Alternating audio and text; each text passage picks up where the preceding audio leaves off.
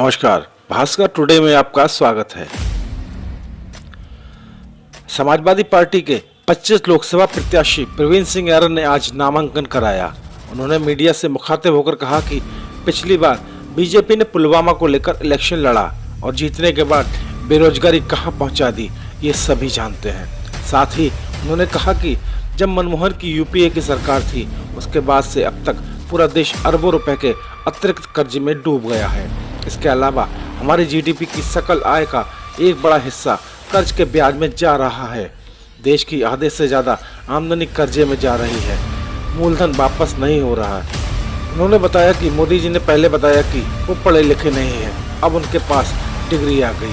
इसके अलावा ये कहा कि हम नहीं कहेंगे कि बीजेपी मुकाबले में नहीं है, हमारा मुकाबला केवल बीजेपी से ही है और कोई मुकाबले में नहीं है। उन्होंने कहा कि उनके ऊपर जो आपराधिक मामले जो लंबित हैं उनको छुपाया गया है। वह प्रशासन से मांग करेंगे कि पूरे तरीके से उनके नामांकन को चेक किया जाए। उन्होंने कहा कि वो जाति के हिसाब से राजनीति नहीं करते हैं, वह सभी धर्म को साथ लेकर चलते हैं, सभी जातियों को साथ लेकर चलते हैं। आज भी उनके नामांकन में सभी जाति के लोग हैं, कुर्मी समाज के लोग भी शामिल हैं। अगर हमें कुर्मी समाज का समर्थन नहीं मिलता तो हम 2009 में जीतते नहीं, ये सब भ्रम फैलाया गया है। उन्होंने कहा कि हम भाजपा के मोदी फैक्टर के खिलाफ तैयारी कर रहे हैं और हम उससे मुकाबला करने के लिए तैयार हैं।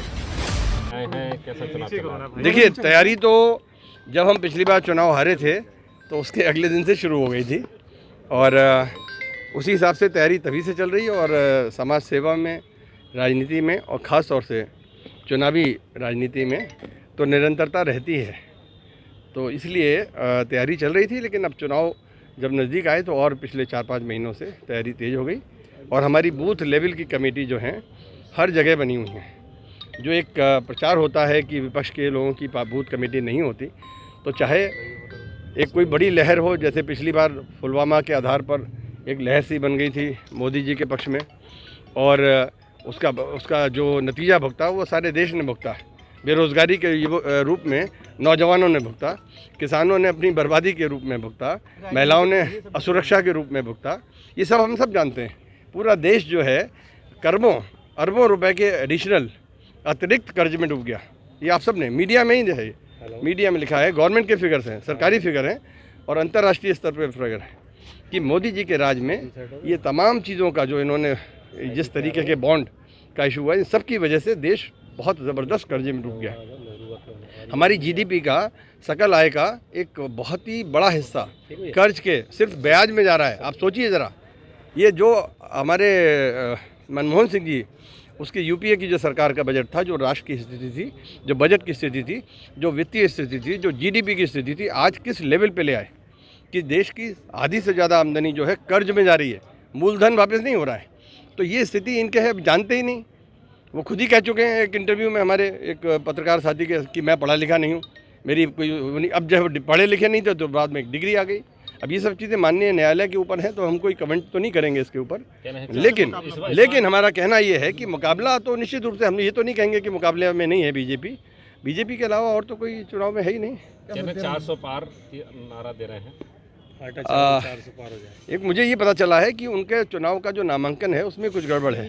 भाजपा प्रत्याशी के नामांकन में कुछ जानकारी मिली है कि उनके उसमें कमी है, तो हम तो प्रशासन से कहेंगे उसको पुनर्चेक करें, क्योंकि उसमें कुछ आपराधिक जो मामले लंबित थे उसके विषय में जानकारी की अभी पता नहीं, शायद अभाव है, उसको भी हम दिखवाएंगे।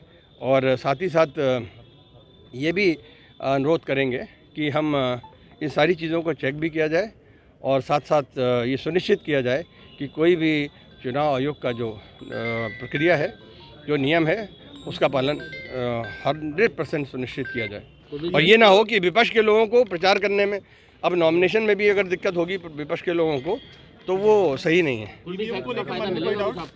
जिस तरीके कुर्मी फैक्ट यहाँ पे चल रहा है, विरोध कर रहे हैं। देखिए, हम जाति के हिसाब से चलेंगे तो फिर तो हम इलेक्शन ही नहीं लड़ सकते। हम जातीय राजनीति नहीं करते, ना हम जाति करते हैं ना सांप्रदायिक करते हैं। जो करते हो उनको मुबारक।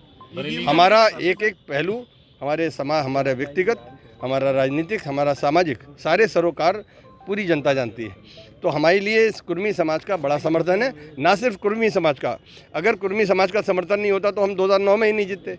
और इस बार आप देखिएगा, इस बार हमारे नामांकन से लेके आप सारी भीड़ में देखिए ना कितने कुर्मी समाज के लोग हैं। तो ये भ्रम फैलाया गया है, ये राजनीतिक चाल है कि साहब कुर्मी वहाँ है, यादव वहाँ है, कोई फलाना यहाँ है, सब समाज हमारे साथ है।